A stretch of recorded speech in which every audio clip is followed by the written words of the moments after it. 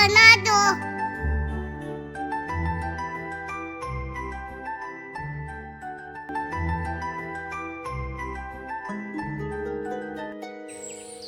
Još jedno proljeće je stiglo u šumu.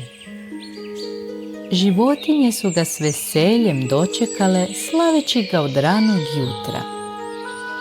No ovog proljeća imali su još jedan razlog za slavlje.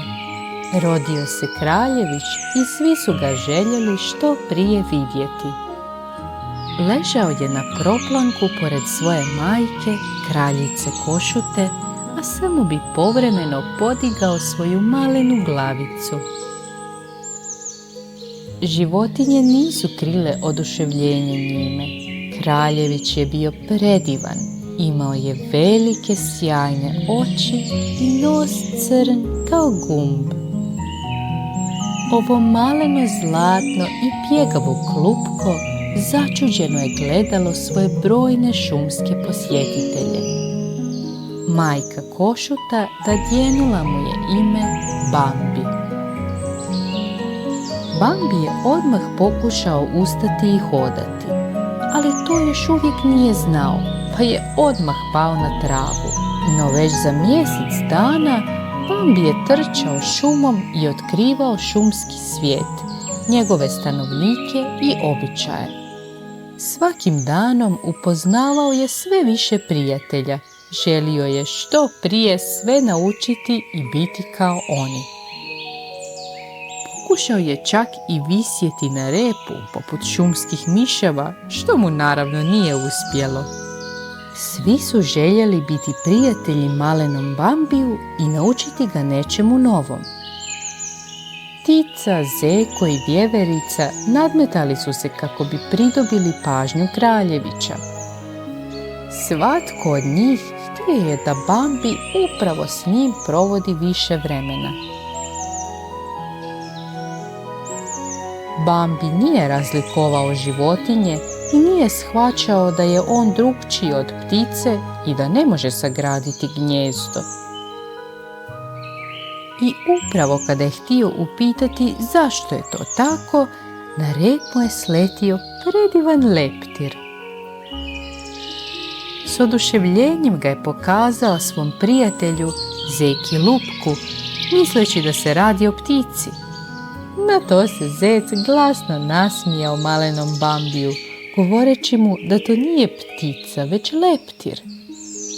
Bambi, nikada nisi vidio leptira. Vidio sam ih, puno ih raste na proplanku, odgovori Bambi. Zec je tada još glasnije smijao valjajući se po travi. Ali Bambi, to nisu leptiri, to je cvijeće. Moraš još puno učiti.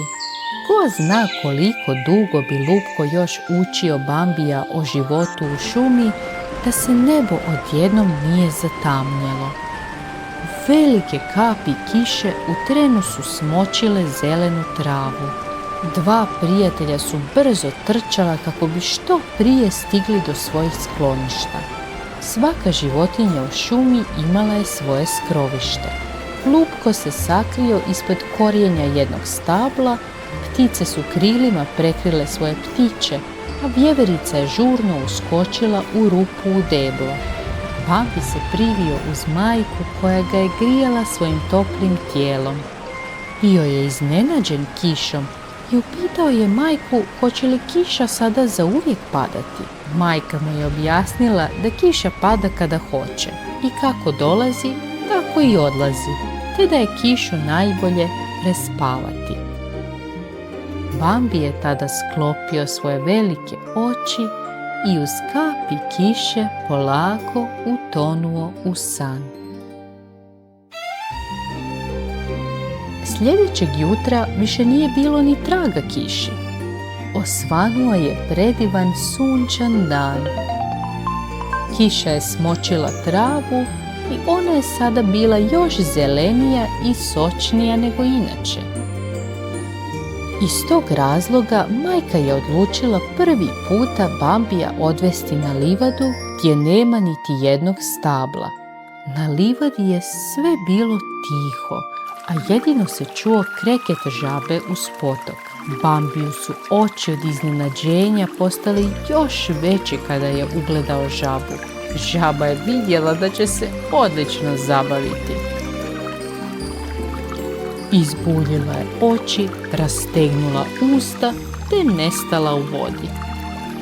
Bambi je krenuo za njom, ali nije dostigao žabu. Potok je bio miran poput zrcala, a Bambi je u njemu ugledao svoj lik. Misleći da se radi o nekom drugom jelenu, već je bio spreman igrati se s njim lovice. Košuta je na to odmahnula glavom i objasnila mu da je to njegov odraz u potoku. Uputili su se na drugu stranu potoka kako bi Bambi upoznao nekog novog s kime će se moći igrati. I uistinu, na drugoj strani uz potok stajala je druga košuta. Nije bila sama, uz nju se nalazilo maleno stvorenje jako slično Bambiju. Ubrzo su se upoznali, a malena se zvala Felina. Iako je Bambi u početku bio sramežljiv, jer nikada do sada nije upoznao drugog jelena niti djevojčicu, opustio se jer je Felina bila jako draga. Uskoro su postali nerazdvojni prijatelji.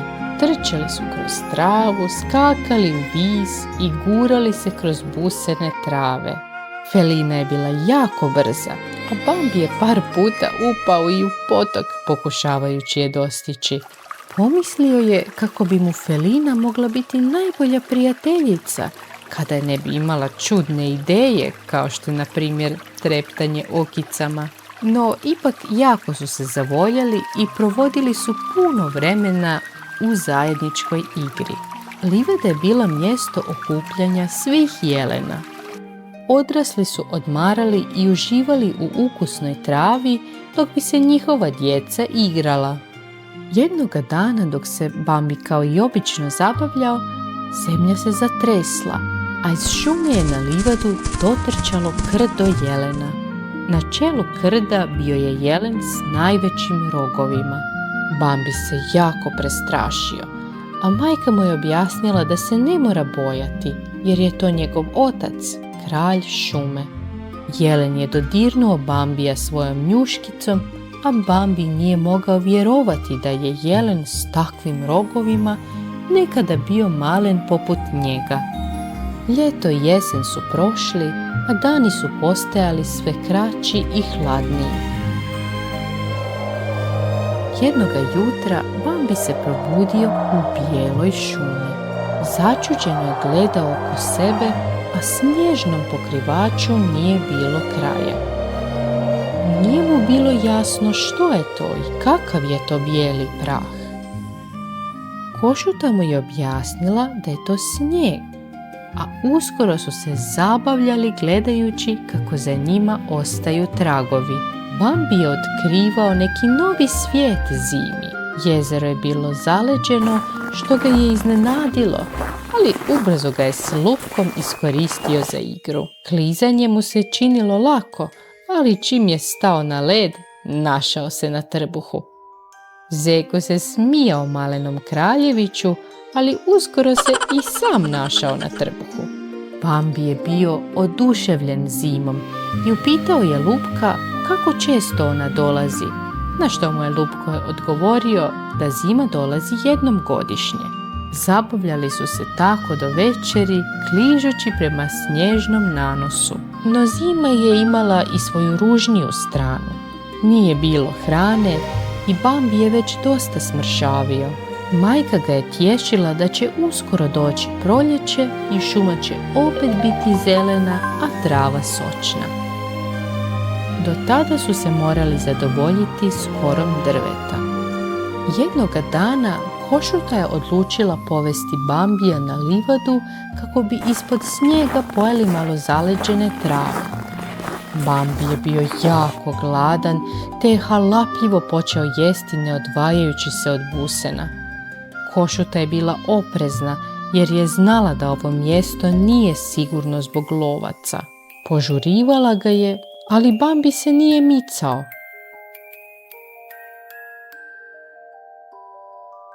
tada su se začuli pucnjevi, a Košuta je prestrašeno viknula na Bambija da moraju brzo bježati. Potrčali su prema šumi, a pucnjevi su i dalje odjekivali šumom. Najednom više nije čuo majčine korake iza sebe. Zazivao je mamu, a ona mu je rekla da je tu i da se ne okreće, već da trči što brže može. Kada je konačno stao jer se našao duboko u šumi, Košute više nije bilo. U daljini je čuo nepoznate glasove, pa se odlučio sakriti ispod grma. Čekao je svoju mamu sve do jutra, a tada je već izgubio svaku nadu da će doći. Snijeg je neumorno padao, a Bambi je znao da se dogodilo nešto strašno. Počeo je tiho plakati. U taj čas pred njim se stvorio veliki jelen, njegov otac. Rekao je Bambiju da ne čeka više svoju majku, jer ona neće doći. Moraš biti hrabar, ti si kraljević, moj sin, a kraljević mora biti hrabriji od ostalih. Poveo je malenog do novog skloništa i rekao mu da će do proljeća ostati s Felinom i njezinom majkom. Stiglo je proljeće, a Bambi je narastao te postao ozbiljniji. Narasli su mu čak i maleni rogovi koji su ga jako svrbjeli. Bambi je tumarao šumom u potrazi za svježom travom kada je pored sebe ugledao predivnu Košutu. Kada se predstavila, saznao je da je riječ o Felini, njegovoj prijateljici iz djetinjstva. Felina ga je liznula po obrazu, a sada mu taj poljubac i nije bio toliko čudan. Uskoro su Felina i Bambi postali nerazdvojan zaljubljeni par. Dane su provodili zajedno, a Bambi se pitao kako je prije mogao živjeti bez nje. Jednoga dana Bambiju se suprotstavio jedan jelen koji se također borio za Felininu ljubav, ali Bambi je pobijedio u kratkoj borbi. Bambi je bio sretan i činilo se da ga je konačno napustila loša sreća. No jednoga dana s vrha planine je ugledao dim i glasove ljudi na šumskom proplanku. Znao je da je riječ o lovcima i u društvu Feline je pohitao upozoriti sve stanovnike šume na opasnost. U šumi je zavladala panika, a sve životinje su se skrivale i bježale gdje god bi mogle. Šuma je bila prepuna lovaca, njihovih strijela i pasa.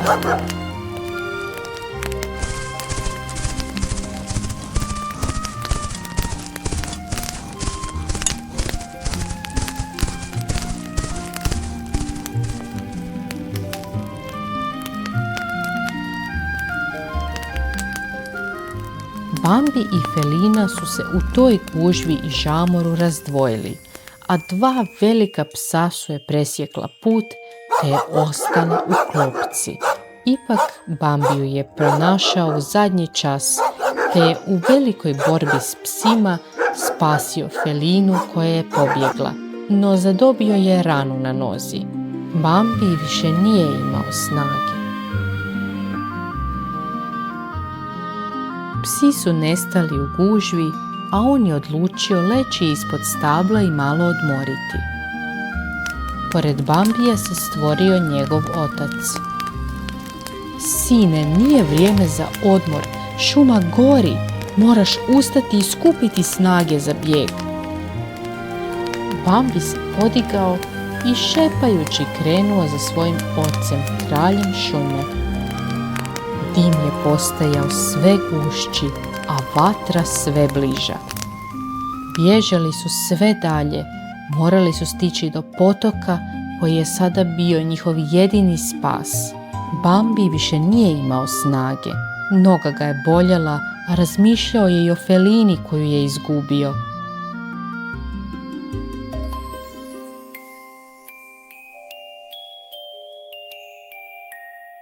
Stigli su do rijeke, a otac je naredio malenom kraljeviću da skoči u vodu.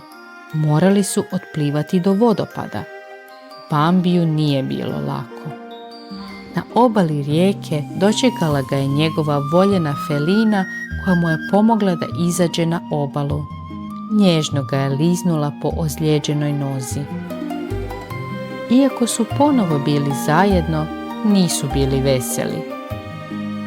Više nisu bili djeca, a šuma s druge strane, koja je do jučer bila njihov dom, gorjela je i nestajala u dimu. Prošla je još jedna zima i stiglo je proljeće. Šuma je polako počela poprimati svoj stari predivni izgled. Ali to nije bilo sve. Felina i Bambi dobili su dvoje predivne djece, kraljevnu i kraljevića, na koje je Bambi bio jako ponosan. Za to vrijeme Bambi se nalazio na planini u društvu svoga oca.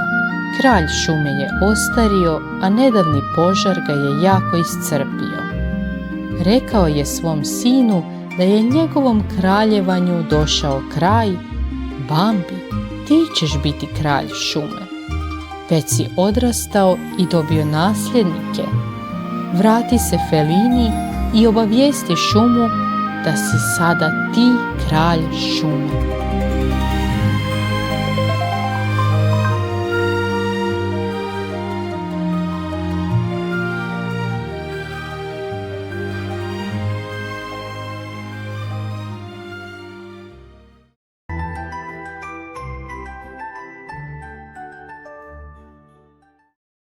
Jednog sunčanog jutra Korina se probudila u svom krevetu.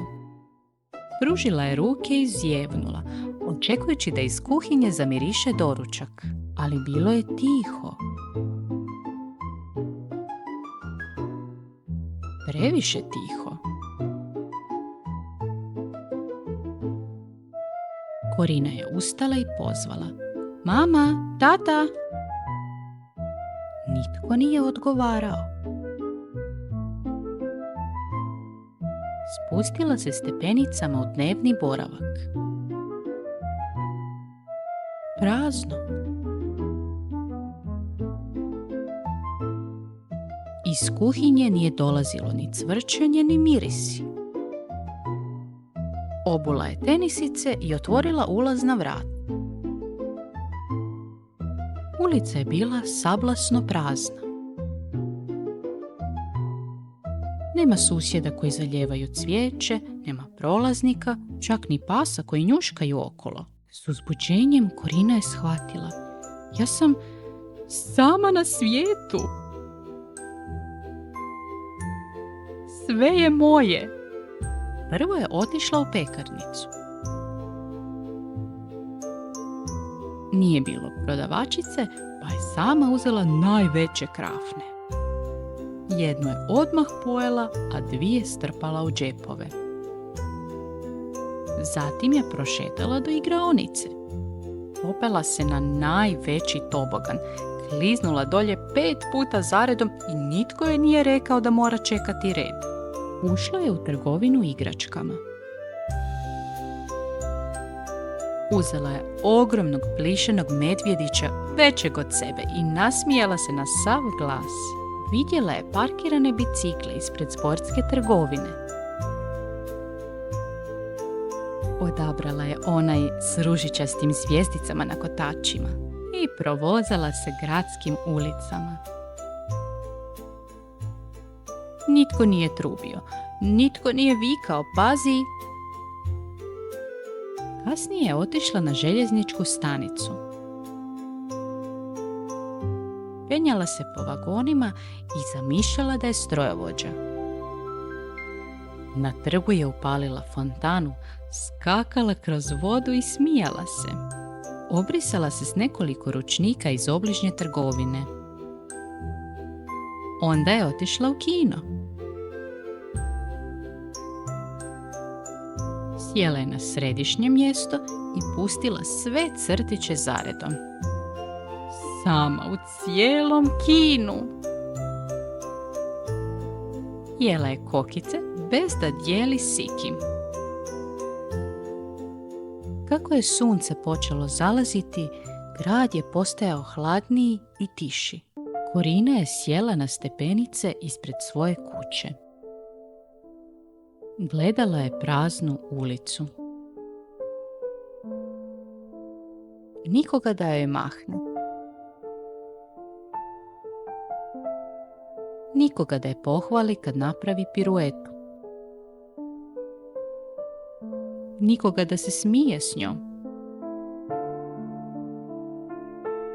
Odjednom joj više nije bilo važno koliko ima igračaka, koliko sladoleda može pojesti. Nedostajali su joj ljudi. Nedostajala joj je mama koja je kuhala, tata koji je ljuljao na leđima, brat koji ju je gnjavio. Šaptala je tiho. Samo bi htjela da se svi vrate. Onda su se počeli pojavljivati mali svjetlosni lampioni u daljini. Prvo 1, pa 10, pa 100. Iz tame su iskakali poznati glasovi. Iznenađenje, Korina! Mama, tata, brat, baka, prijatelji iz škole, susjedi, svi su nosili šarene balone i tortu. Objasnili su joj da su se sakrili kako bi joj priredili najveće rođendansko iznenađenje ikada. Smijali su se, grlili i plesali oko nje. Korina je shvatila, najljepše na svijetu nisu stvari. Najljepše je kad imaš s kim dijeliti sreću. I te večeri pod tisućama svjetlucavih lampiona Korina je slavila svoj rođendan, najsretnija na cijelom svijetu.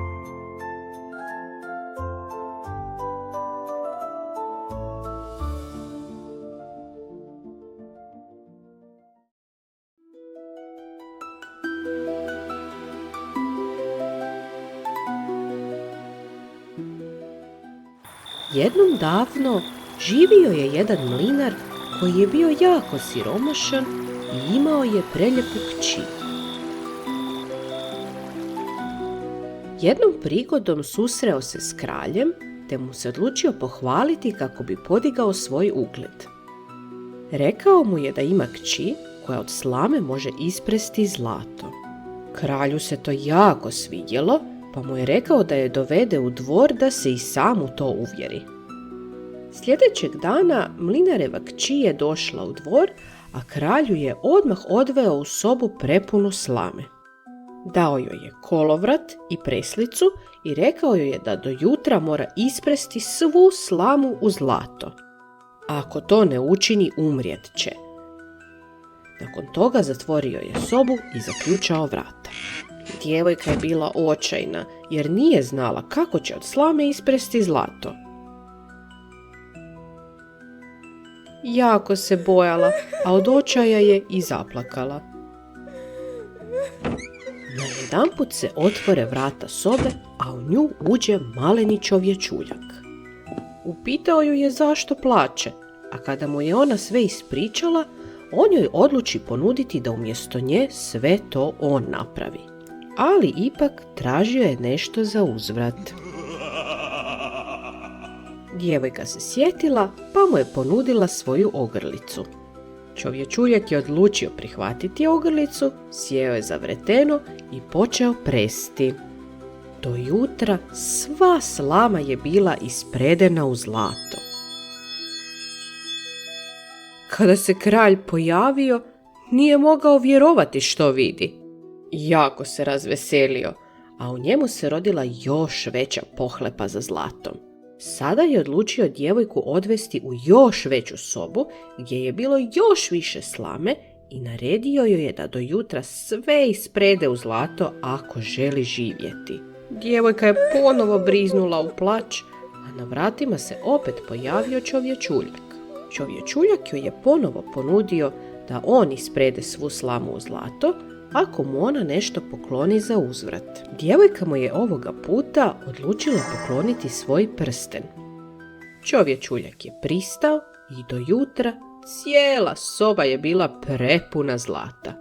Kada je kralj ugledao sve to zlato, nije mogao vjerovati svojim očima. Tada je odlučio djevojku odvesti u još veću sobu prepunu slame, a ako uspije i to ispresti do jutra u zlato, rekao joj je da će je oženiti.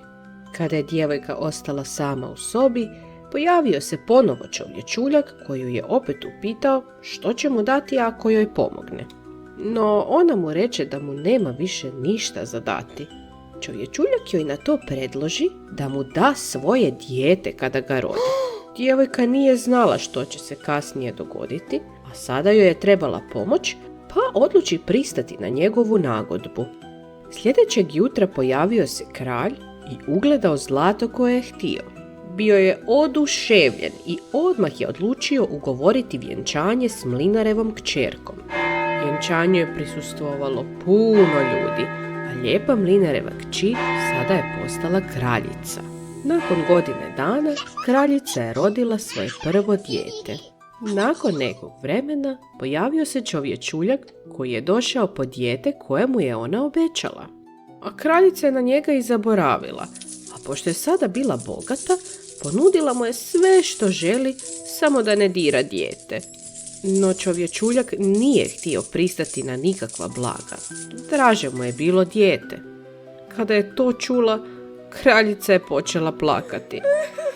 Čovječuljak se sažalio, pa joj je rekao da može zadržati dijete ako sazna kako se on zove, a za to ima 3 dana. Kraljica je cijele dane i noći provodila u razmišljanju o raznim imenima. Ali kada se čovječuljak pojavio sljedećeg dana, kraljica mu nikako nije mogla pogoditi ime. Drugi dan je provela raspitujući se u susjedstvu o imenima, ali kada se čovječuljak pojavio, ponovo nije mogla pogoditi njegovo ime. Trećeg dana kraljica je čula nešto zanimljivo. 2 seljaka su razgovarali. Kada je jedan od njih otišao u šumu, vidio je malu kućicu. Ispred kućice je gorjela vatra, a oko vatre je skakutao čovječuljak i pjevao. Pogoditi mi ime nikad neće, pa sutra maleno dijete sa mnom kreće. Ne može nikako da odgonetne, da je moje ime Cvili Dreta. Malo nakon toga pojavio se čovječuljak i po 3. put je upitao kako se on zove. Kraljica nije htjela odmah otkriti da zna kako se zove, pa je prvo pogađala s drugim imenima. Čovječuljak se veselo smijuljio, govoreći da se on tako ne zove. Na kraju je kraljica upitala zove li se on možda Cvilidreta. Čovječuljak je pobjesnio. Nije mogao vjerovati da je kraljica pogodila njegovo ime. Bio je jako bijesan. Urlao je, a od bijesa je desnom nogom tako snažno lupio u zemlju da je u nju propao. Od bijesa je tada rukama uhvatio svoju lijevu nogu tako snažno da se njegovo tijelo prepolovilo na 2 dijela. Kraljica je zauvijek zadržala svoje dijete i živjela sretno do kraja života.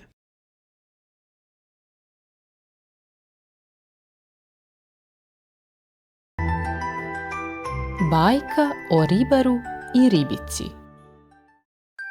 Jednom davno, u jednom malom selu pokraj plavog mora, živio je jedan stari ribar sa svojom ženom. Živjeli su u siromašnoj, trošnoj, maloj kolibi od gline. Svako jutro, prije nego što bi sunce obasjalo obalu, ribar bi izlazio u svoj mali čamac i bacao mrežu u more. Dan za danom, godina za godinom, ribar je hvatao ribe kako bi prehranio sebe i svoju ženu, dok bi ona ostala kući, kuhala ručak i prela. Jednog jutra ribar je, kao i svaki dan, išao na more baciti mrežu ne bi li što uhvatio, ali nije imao sreće.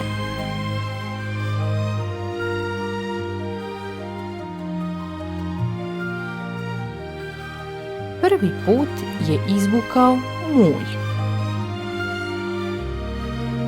Drugi put je uhvatio morsku travu.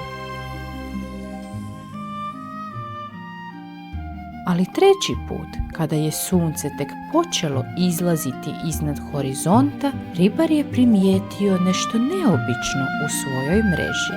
Bila je to mala zlatna ribica, blistava poput mjesečine na vodi.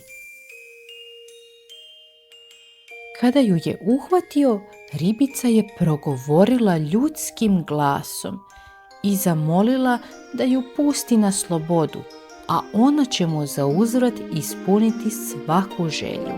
Ribar je bio iznenađen, ali dobar, pa je pustio ribicu na slobodu bez da je iskoristio svoju želju. Kad se vratio kući, ispričao je ženi što se dogodilo, a ona se razljutila. Tražila je od njega da se vrati na more i traži zlatnu ribicu novo korito, jer je ovo koje su oni imali već bilo staro. Ribar se vrati na more, a ribica izvrši njegovu želju i starica dobije novo korito. No starica nije odustajala.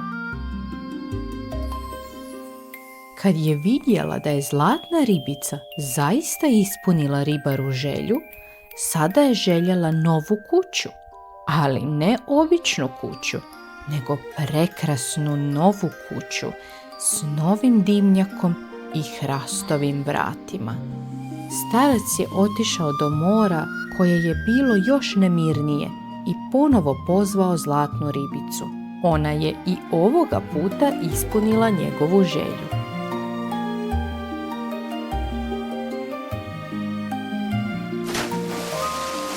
Kad se vratio kući, starac je ugledao ono što je tražio. Prekrasnu novu kuću s novim dimnjakom i vratima napravljenim od hrastova drveta.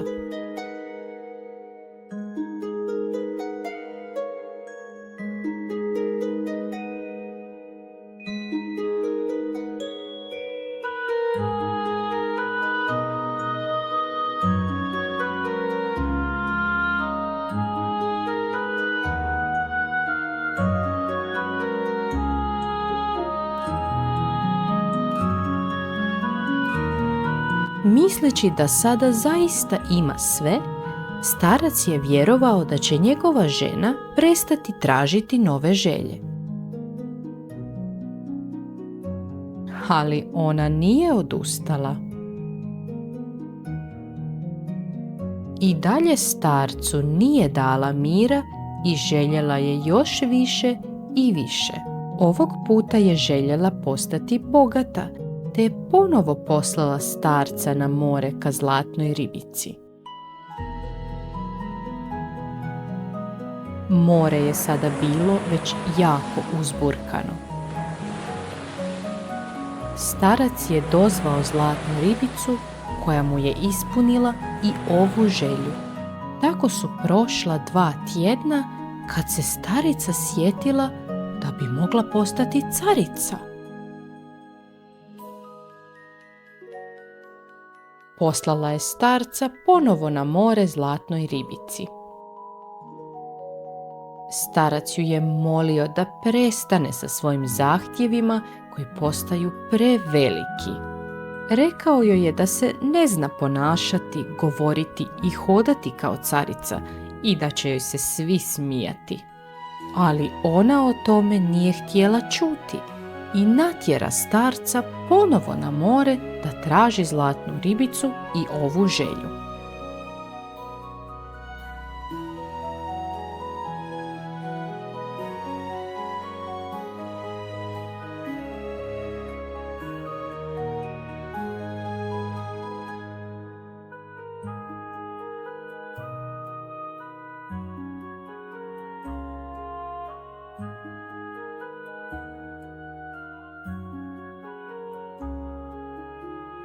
Ali starica ni ovdje nije stala.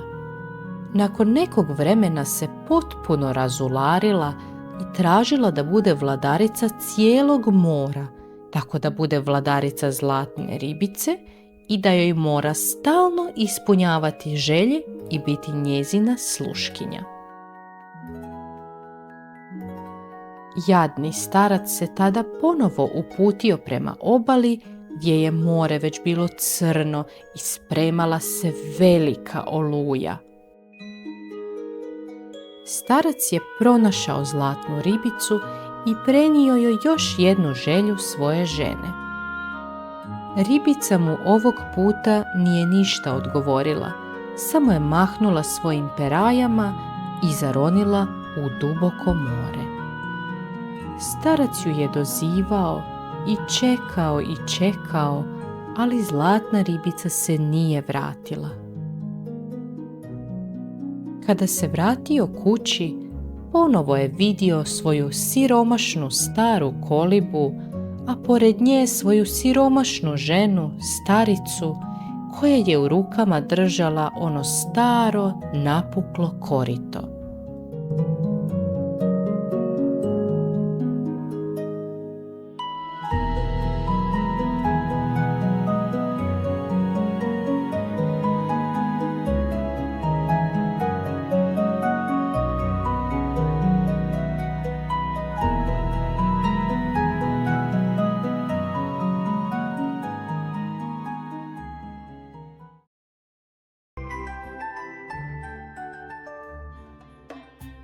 Jednom davno, ispod neba osvijetljenog sjajnim zvijezdama, nalazila se pećina puna zlatnog posuđa, bisernih ogrlica, prstenja s rubinima, dijamantnih kruna i još raznog drugog blaga.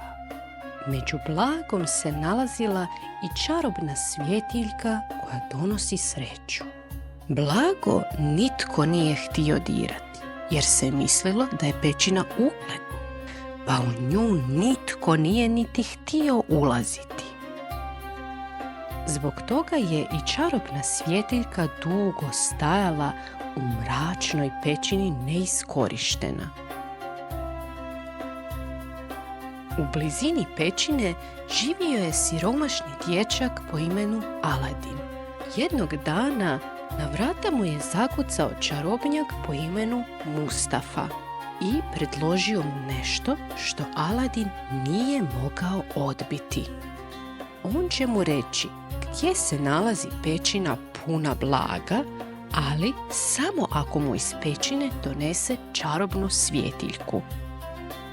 Za uzvrat može uzeti svo blago koje nađe u pećini.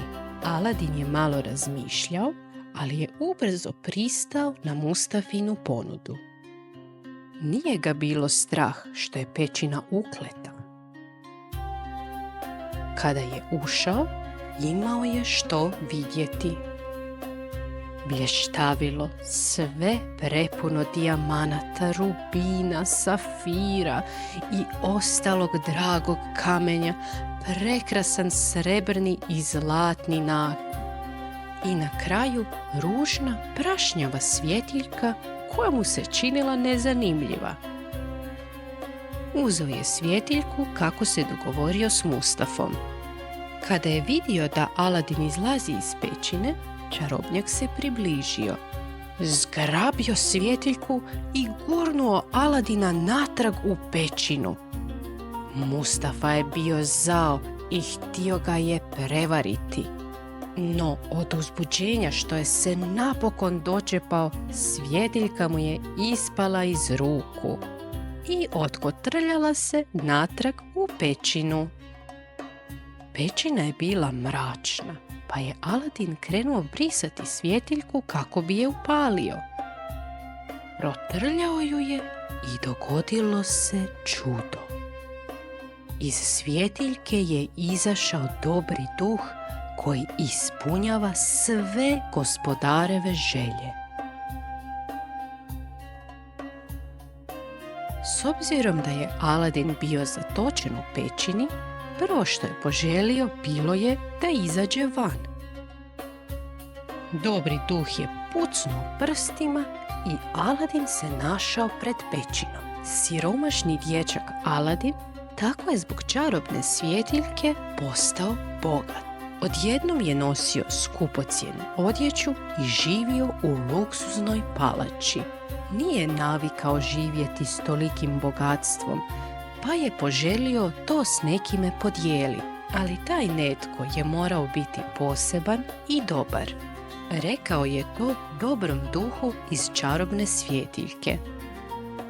Pa mu je ovaj organizirao susret s prekrasnom mladom princezom. Ona je također bila bogata, pa joj Aladinov raskošni životni stil nije bio ništa posebno. Više ju je zanimalo kakva je Aladin osoba i sve njegove kvalitete. Nakon samo par sati druženja, par se zaljubio i odlučio vjenčati. Nakon što su se vjenčali, Aladin je postao prijestolonasljednik. Sve je to čuo zločesti Mustafa, koji se osjećao prevarenim jer je svo bogatstvo koje je Aladin stekao uz pomoć čarobne svjetiljke trebalo biti njegovo. Mustafa je smislio plan kako doći do Aladinove palače. Obukao se u prodavača svjetiljki i otišao do palače gdje su ga lijepo ugostili. No Mustafu je zanimala samo čarobna svjetiljka.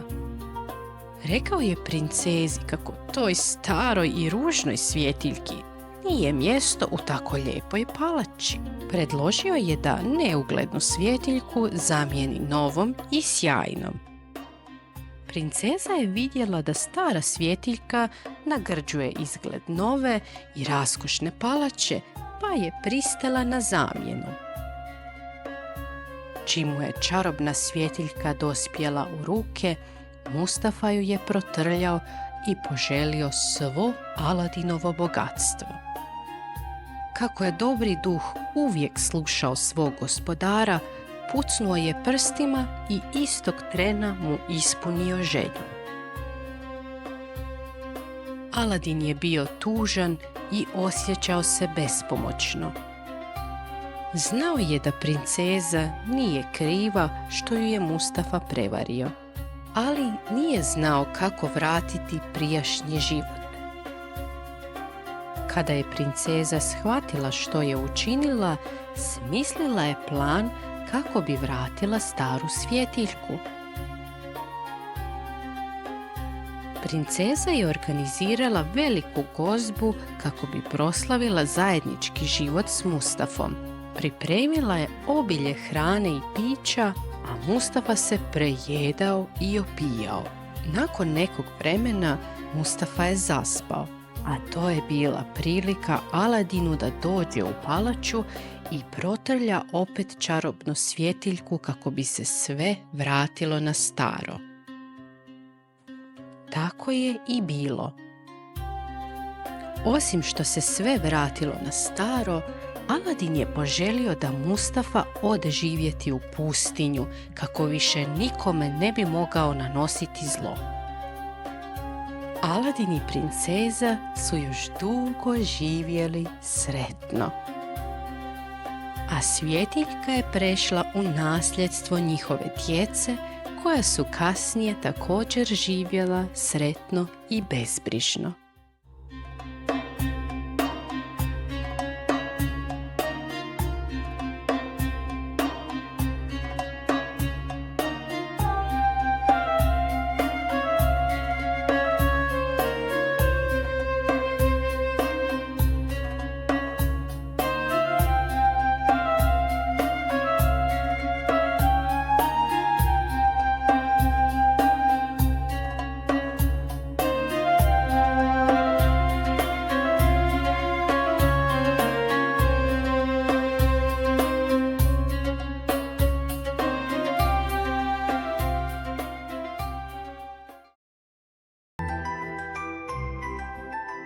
Ivica i Marica.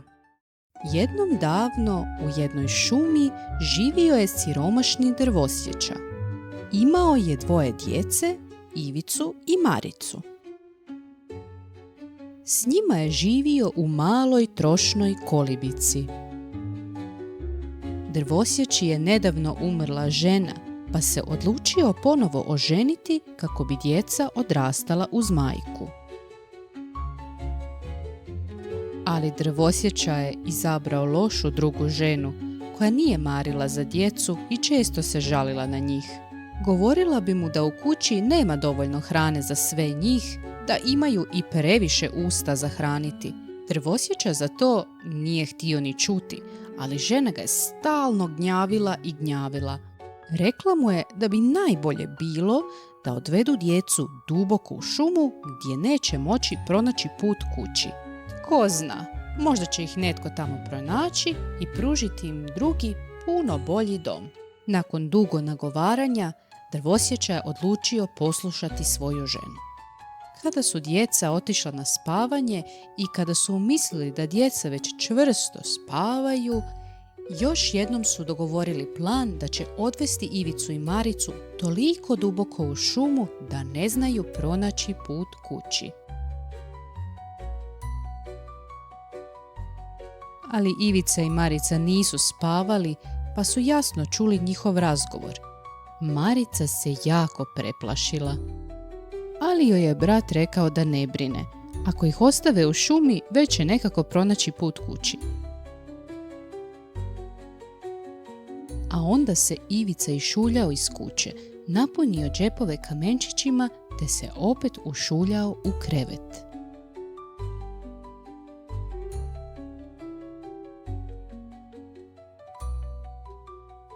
Sutradan ujutro drvosječa je odveo djecu u šumu. Čim su zašli malo dublje među drveće, Ivica je počeo izbacivati kamenčiće iz svojih džepova. Hodali su jako dugo. A onda je drvosječa nešto promrmljao i otišao. Ivica i Marica ostali su sami među stablima.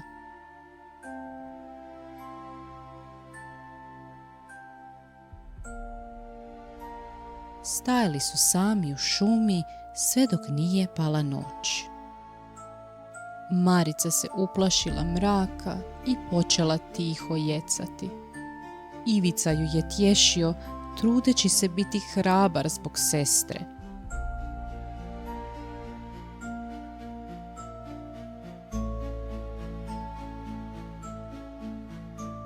Tješio ju je i govorio da ne plače. Čak i ako se otac ne vrati po njih, on će pronaći put kući. Odjednom je na nebu zasjao veliki bijeli mjesec. Mjesečina je bila toliko jaka da je Ivica mogao jasno vidjeti kamenčiće koje je bacao iza sebe dok je hodao prema šumi. Zgrabio je sestru za ruku i odveo je kući.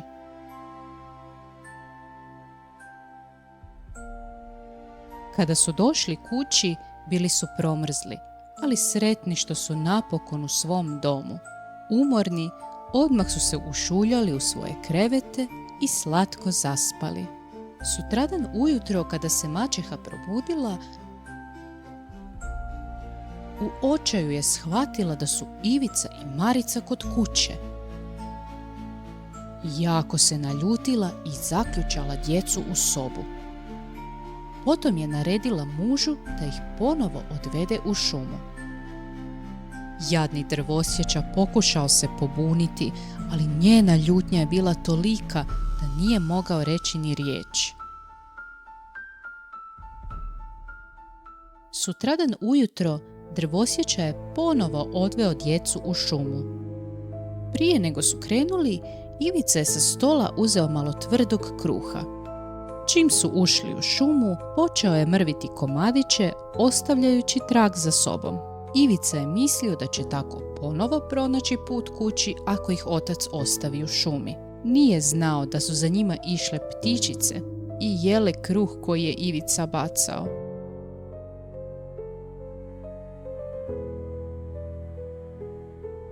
Drvosječa je i po drugi put ostavio djecu u šumi. Nakon što su ostali sami, Ivica je pokušao pronaći mrvice kruha. Zaprepastio se kada je vidio da su nestale.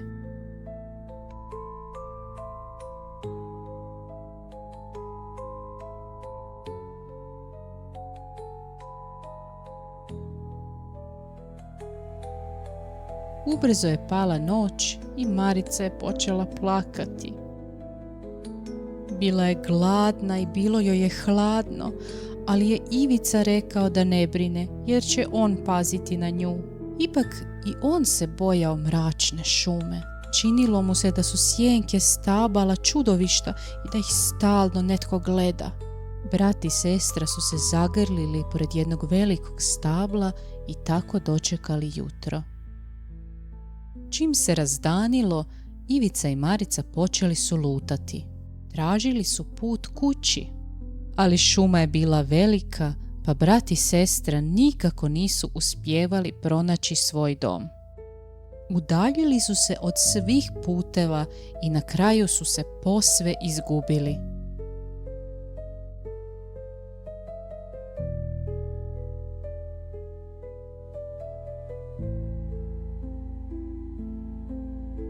Uskoro su postali jako gladni i umorni.